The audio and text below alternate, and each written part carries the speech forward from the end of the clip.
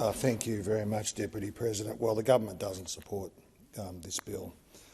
There's already an inquiry into the Covid-19 response, and it's motivated very much by the public policy concerns that Senator Steele-John just alluded to.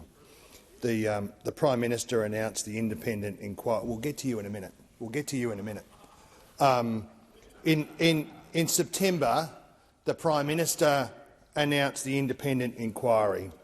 Ms Robin Cruck, Professor Catherine Bennett and Dr Angela Jackson were appointed as the inquiry's panel members, and the inquiry will go on. The panel members have heard from thousands of Australians in consultations and are due to report to the government shortly.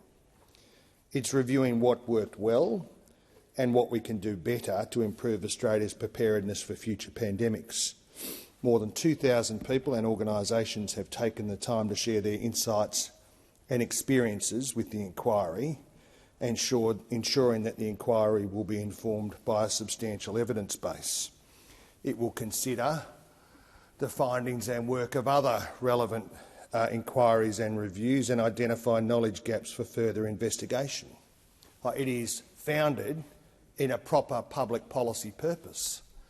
How is it that governments, the Australian government and the states and territories and our public institutions respond in the event of future pandemics? That is a good motivation for a response. That is not what this proposal is founded in. There is a wellspring, a sort of fetid wellspring of COVID conspiracy theorists, and some of them inhabit the benches over there. We know that Senator Babet comes from the outer reaches of some of the more kooky conspiracy theorist views. We know that. We know that. It is obvious. The One Nation Party have always sought to manipulate these kind of conspiracy theories for their own purposes. That is well known. And there is, of course, always has been, a group of people in the community who, mobilised by concerns about chemtrails or lizard people or fluoride conspiracies, which some of these characters are also attracted to, also into the fluoride conspiracy theory stuff. They're on the pizzagate material. They're on all of these things, on the drip for every internet conspiracy theory that there is. The JFK stuff, the Roswell stuff, you're all into all that stuff. I get it. Senator Rennick thinks that the CSIRO is part of some global conspiracy. You don't have to reach too far. You don't have to reach too far from these. You sook. Senator Canavan. Point of order on relevance and also on reflecting on senators. This bill is about establishing a royal commission, commission of inquiry into COVID-19. I'd ask the senator to come back to the topic of the bill and also just keep in mind reflecting on other senators. I think we're getting into some pretty ridiculous statements about other people in this chamber. Thank you, Senator Canavan. Senator Ayres, I've only just come into the chair. I will listen carefully to your contribution.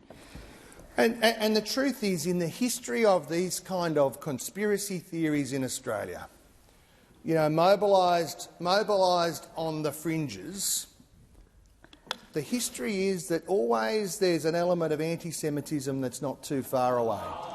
Always been the truth. Always been the truth. Senator Rennick. Point of order, Chair. I ask that be retracted. That's outrageous slur. That was not a reflection. Excuse me, Senator Ayres. Please resume your seat. I don't believe that the senator was directly speaking about an individual senator in the chamber. What I heard was an assertion that was general in nature. I will continue to listen, and I will continue. Separate point of order, if I could. There seems to be something wrong with the clock. The minister's clearly been going for longer than... Thank you. Cheers. Thank you. All right. Thank you, Senator Canavan. Senator Ayres. Thank you. Always the grandiose claims being made by these people. And at the heart of conspiracy theory, including the COVID conspiracy theories that mobilise this lot, is an attempt to undermine confidence in science, in rationalism, in public institutions. It is a key tool of the far right, marshalled historically, as I've said, by people like the League of Rights, who used to hand out the Dodgers at the country shows, historically marshalled about anti-Semitism, but now these pseudo-scientific claims are made about the COVID pandemic. And there's always the pseudo-scientific language, always the sort of resort to things that sound important but aren't, always discussions about gene therapy as if something's really going on here that is different and new, always used. And if you can encourage people to believe this set of conspiracy theories, it's part of the radicalisation pathway that is designed by people who sit at the heart of these. And sometimes people don't know that they've been engaged in a radicalisation pathway. And if you can encourage people to believe this nonsense, to accept the set of premises that underline the sort of fetid swamp of conspiracy theories that this comes from, you can get them to believe anything. And the radicalisation pathway that is engaged here by these propositions is a pathway to violence. It is a pathway to social disharmony. It is a deliberate pathway engaged on, sometimes knowingly, sometimes not, because the unwitting dupes of this kind of conspiracy theory often don't realise that they're on a conspiracy pathway. These are the kind of ideas that mobilised the recent terrorist incident in Wyambilla. They were attracted to COVID conspiracy theories. It was a core part of what they believed, and we need to be very careful indeed. Senator Henderson. Acting Deputy President, on the point of order, the senator has just drawn a very serious and disgusting imputation in relation to the most heinous crime in Queensland. Senator Henderson, I would ask him that's not a point of order. It's not a point of order. He was not impugning a senator. It's not a point of order. If you would like it referred to the President, we can do that, but I was listening and I don't believe it's a point of order, but we can refer it to the President. I didn't hear anything then that was impugning anyone in this place, but I will refer it to the President and they can make an alternative ruling if they think that's what they should do. Senator Ayres. My point exactly, Senator Henderson. People should think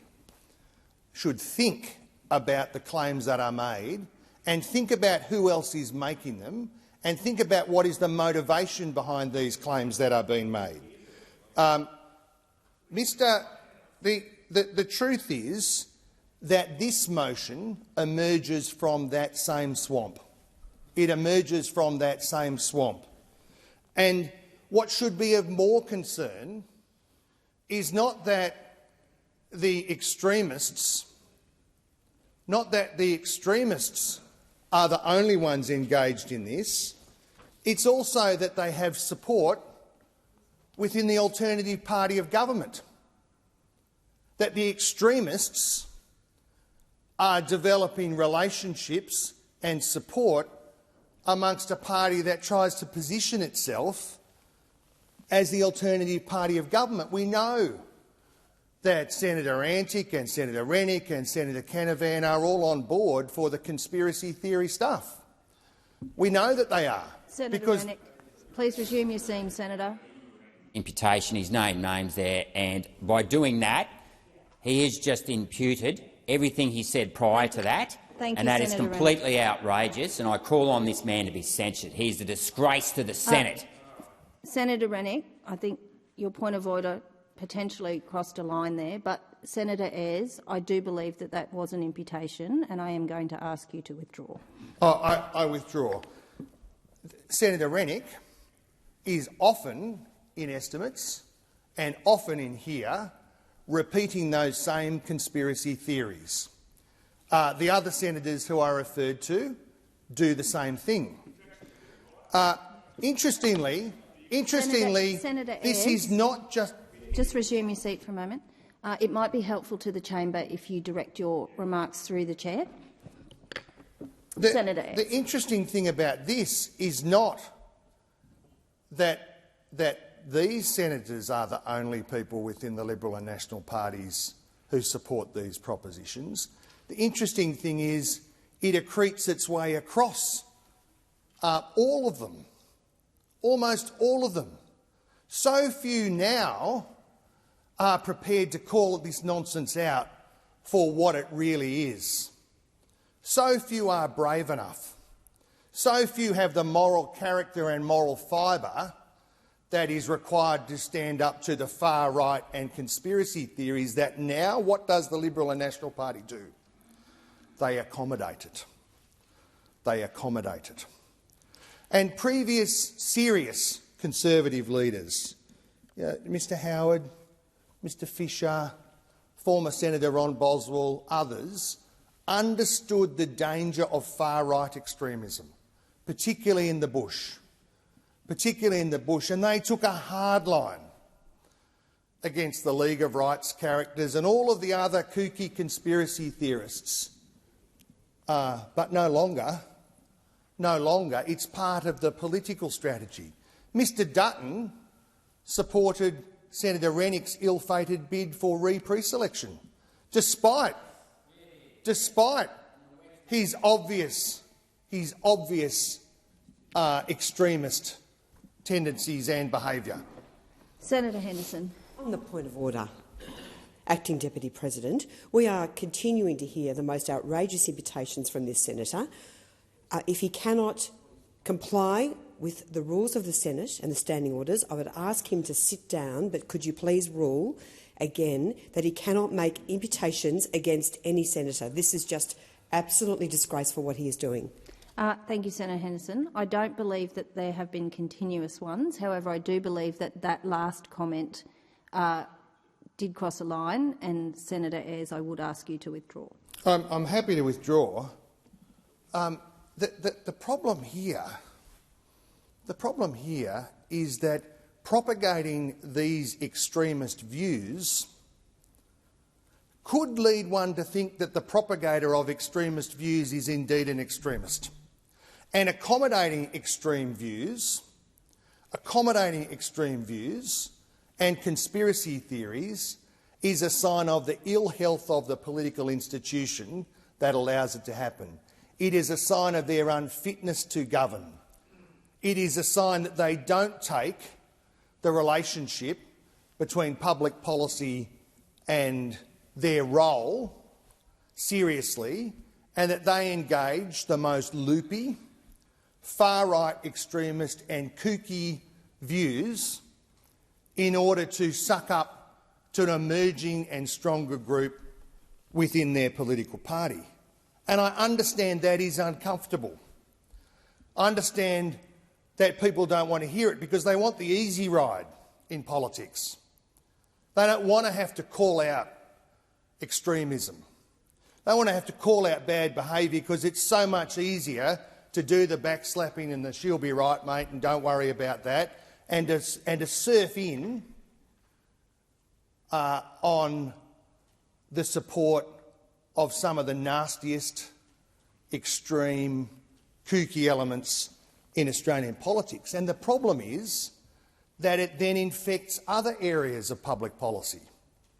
You can see it in the way that not just a small group over here, but almost all of them approach questions on climate and energy policy.